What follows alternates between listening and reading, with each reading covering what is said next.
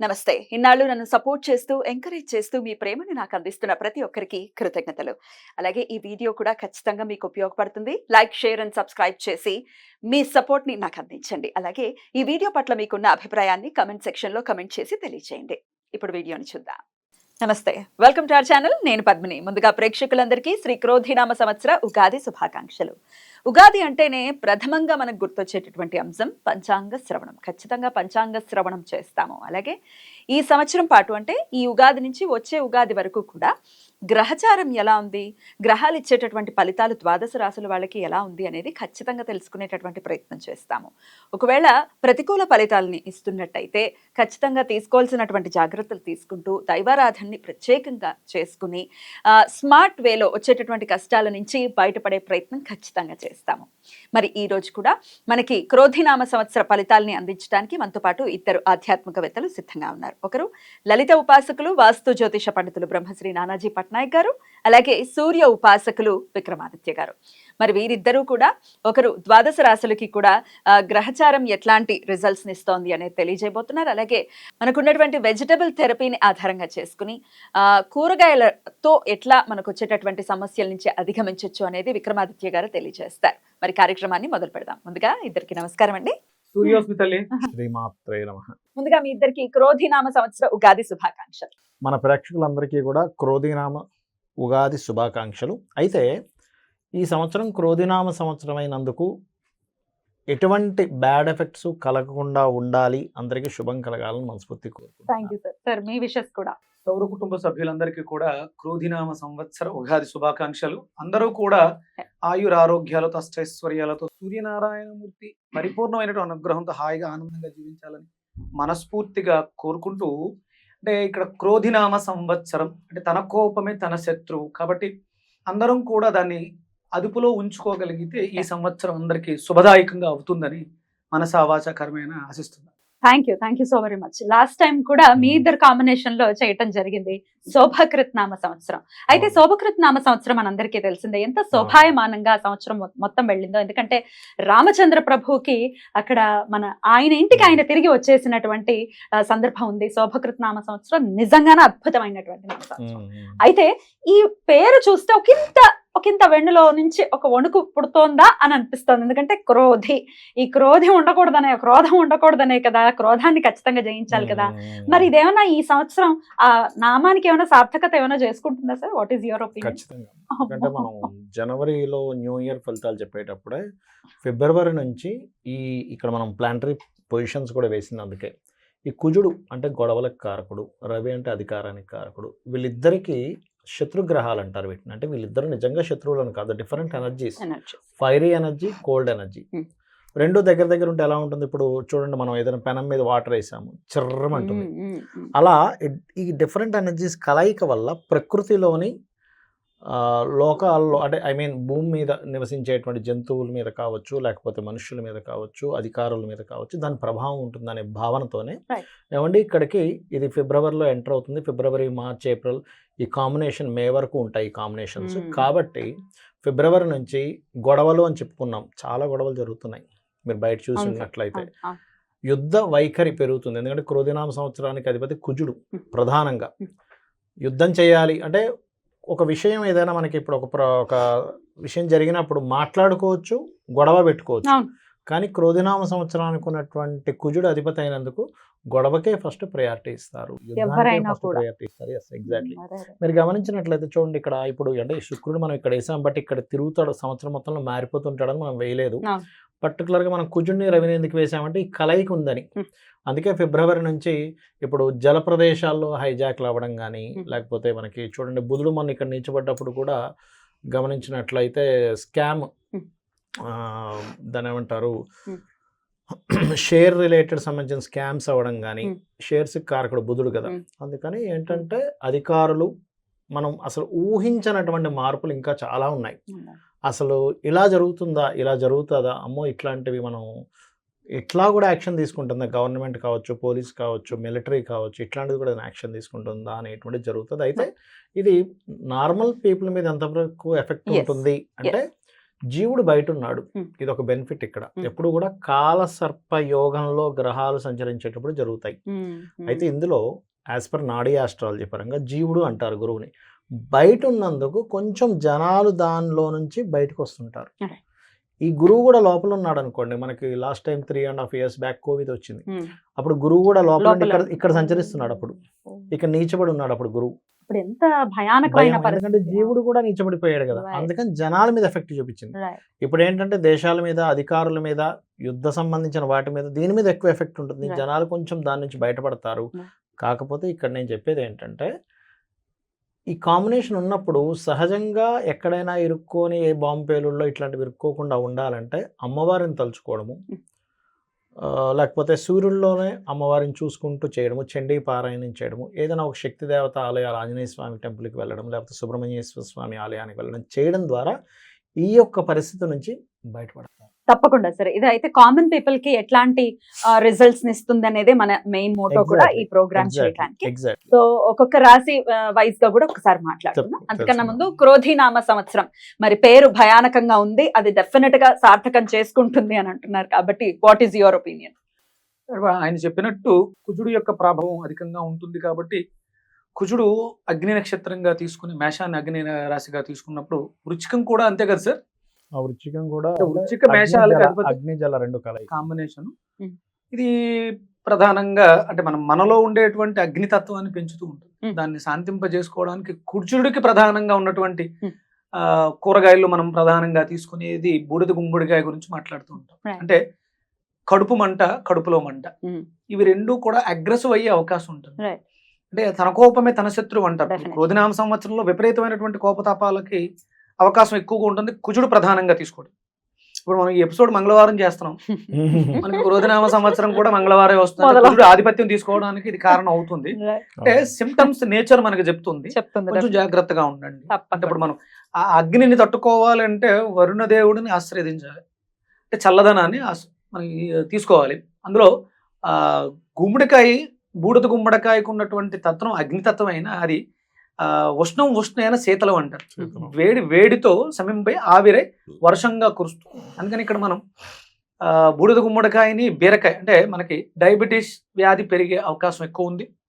అలాగే gastric acidity సమస్యలు విపరీతంగా ఇబ్బంది పెట్టే పరిస్థితుల్లోనే ఆ గొడవ తత్వం వల్ల, అరవటం వల్ల, ఇప్పుడు మీరు ఒక పెద్ద గొడవ జరిగింది, ఆ గొడవ అయిపోయిన వెంటనే మనం భోజనానికి కూర్చుంటే ఆకలేదు, చచ్చిపోతుంది కదా, ఆకలి చచ్చిపోతుంది. అన్ని ఫీలింగ్స్ చచ్చిపోయి ఉంటాయి. అందుకని ఏంటంటే సందర్భానుసారం మనం గుర్తించాల్సింది అవసరం ఎంత ఉంది అని గుర్తించుకోవాలి. ఎక్కువగా ఈ సంవత్సరం అంతా కూడా బూడిద గుమ్మడికాయని ఆశ్రయించడం ద్వారా, బీరకాయని ఆశ్రయించడం ద్వారా మనం క్యాన్సర్ దగ్గర నుంచి ఎసిడిటీ స్టార్టింగ్ క్యాన్సర్ వరకు కూడా అన్ని రోగాలని మనం సమీప చేసుకునే అవకాశం ఉంటుంది. Beautiful sir. అయితే రాశి వైజ్ కూడా ఎవరెవరు ఏ రాశి వాళ్ళు ఏ వెజిటబుల్ థెరపీ హెల్ప్ తో ఎట్లాంటి సమస్యల నుంచి అధిగమించవచ్చు అనేది మీరు. మరి వృషభ రాశి వారికి క్రోధినామ సంవత్సరం ఎలా ఉందో చూద్దామండి సార్, చెప్పండి సార్. మనం పంచాంగంగా చూసుకుంటే అందులో మనకి 2, 8, 7, 3గా చూపిస్తుంది. అంటే 2 ఆదాయం 8 వ్యయం అనిపిస్తుంది. అమ్మో 8 వ్యయం ఏంటి, 2 ఆదాయం ఏంటి అనిపిస్తుంది. బట్ నేనేమంటానంటే ఇది కాదు, ఇది జస్ట్ ఒక 5% మాత్రం పనిచేస్తుంది. మీకుండే గోచారం మీ జన్మజాతకంలో కనుక మంచి ధనయోగ జాతకుడు ఉన్నాడు అనుకో, మంచి ధనయోగ దశ నడుస్తుంది, మీరు దీన్ని పట్టించుకోక్కర్లేదు అని చెప్తాను. ఎందుకంటే మీ పూర్వజన్మ కర్మ బట్టే మీకు ఉంటుంది, కానీ న్యాచురల్గా ఉండేవి అందరికీ ఆపాదించబడవు. అయితే మరి ఇది కూడా ఉంది కదా అని ఎక్కడో మనసులో సంశయం వెంటాడుతూ ఉంటుంది. అయ్యో 2, 8 తిరుగుతూ ఉంటుంది. మరి నేనేం చెప్తా అంటే వృషభ రాశి వారికి ఫైనాన్షియల్ గ్రోత్ పెరగాలి అంటే గణపతిని ఆరాధించడము, మహావిష్ణువుని ఆరాధించడం, బికాజ్ ఆఫ్ సెకండ్ లార్డ్ అవుతాడు కాబట్టి. మరి వ్యయం తగ్గాలి కదండి, ఖచ్చితంగా సుబ్రహ్మణ్యేశ్వర స్వామి ఆరాధన లేదా కందులు దానంగా ఇవ్వడం ద్వారా మనం వ్యయాన్ని తగ్గించుకోవచ్చు. దీని గురించి టెన్షన్ పడాల్సిన అవసరం లేదు. ఇక రాజ్యపూజ్యం అవమానంగానే తీసుకుంటే చాలా బాగుంది రాజ్యపూజ్యం వీరికి. అంటే 7 రాజ్యపూజ్యం, అవమానం 3 ఉంది కాబట్టి దీని గురించి టెన్షన్ ఎక్కర్లేదు. మిగతా అంశాలు చూసినట్లయితే ఇందులో వృషభం వారికి ఫస్ట్ ఆఫ్ ఆల్ ఇక్కడ మీరు డోంట్స్ అసలు ఫస్ట్ ఏమి చేయకూడదు, జాగ్రత్తలు ఏం తీసుకోవాలంటే నిర్ణయాలు. బికాజ్ ఆఫ్ 5th హౌస్లో కేతు ఉన్నాడు కదా, పంచమ స్థానం అంతా మన ఆలోచన స్థానం.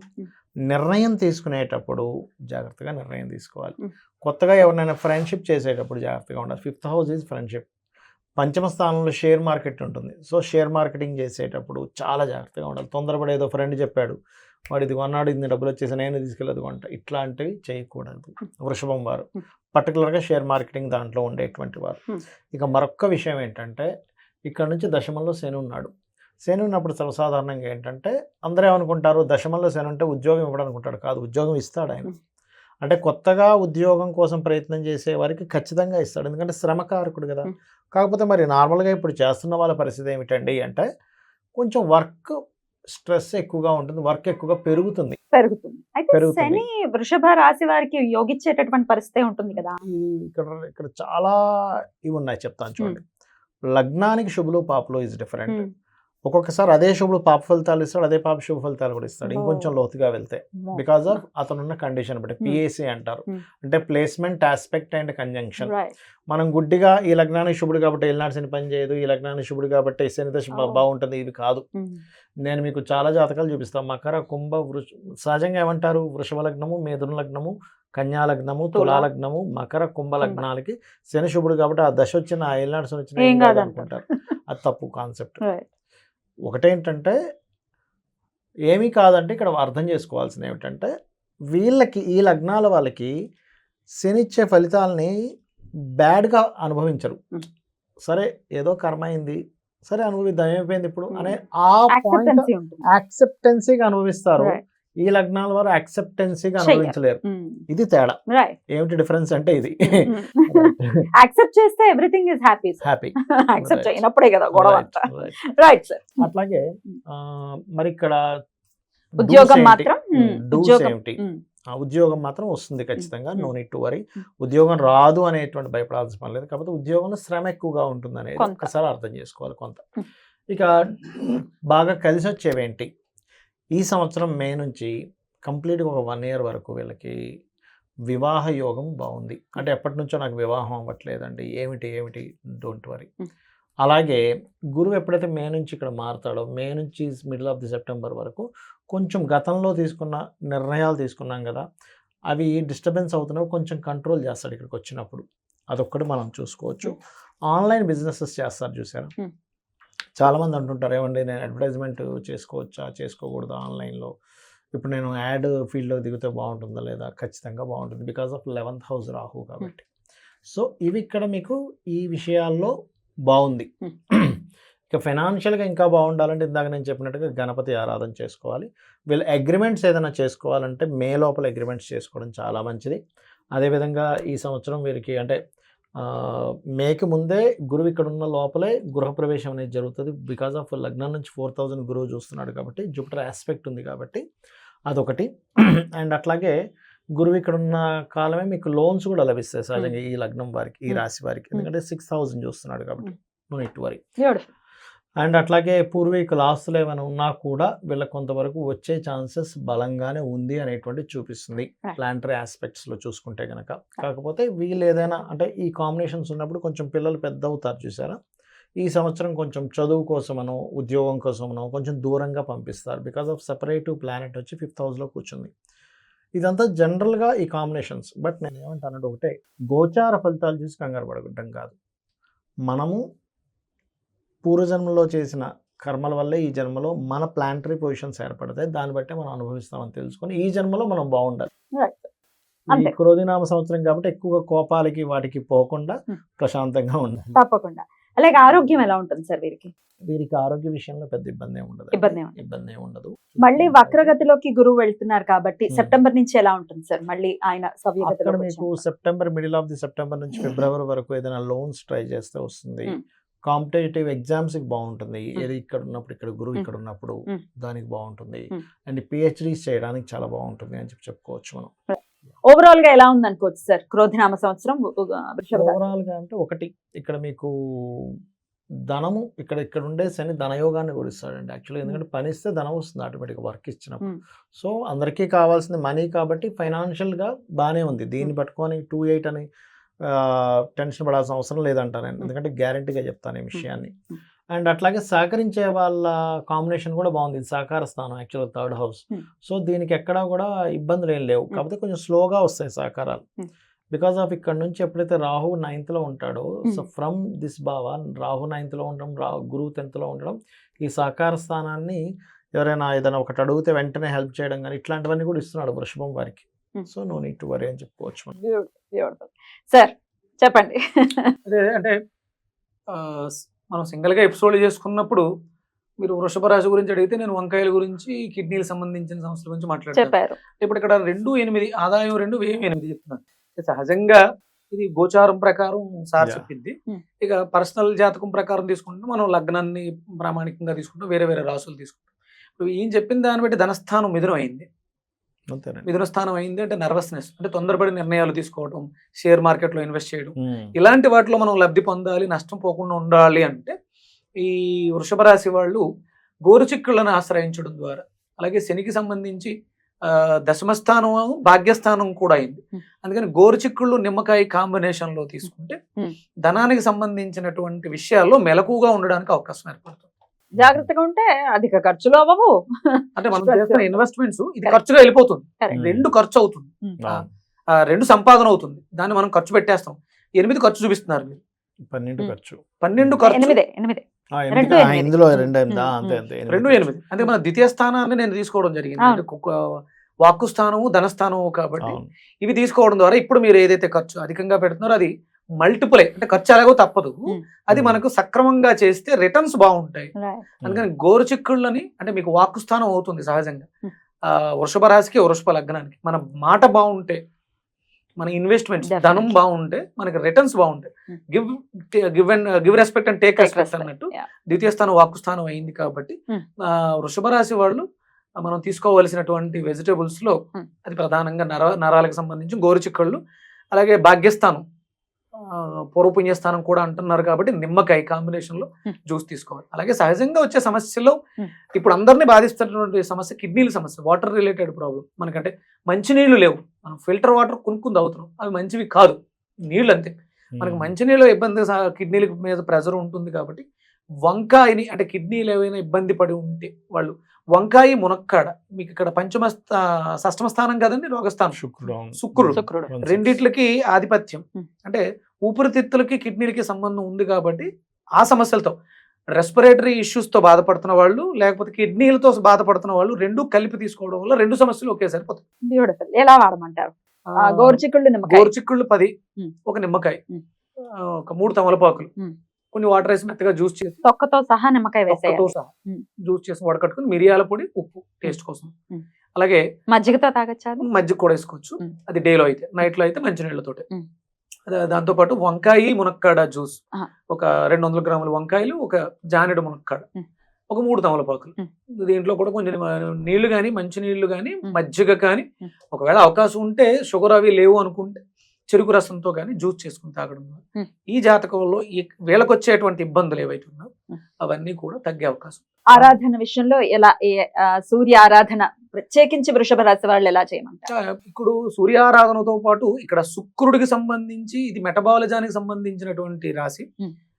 వీళ్ళకి ఆధిపత్యం వాతము, కఫము అధికంగా ఉంటాయి, వీళ్ళ మీద ప్రభావం అధికంగా ఉంటాయి. అందుకని ఏంటంటే భూదేవిని, Hmm.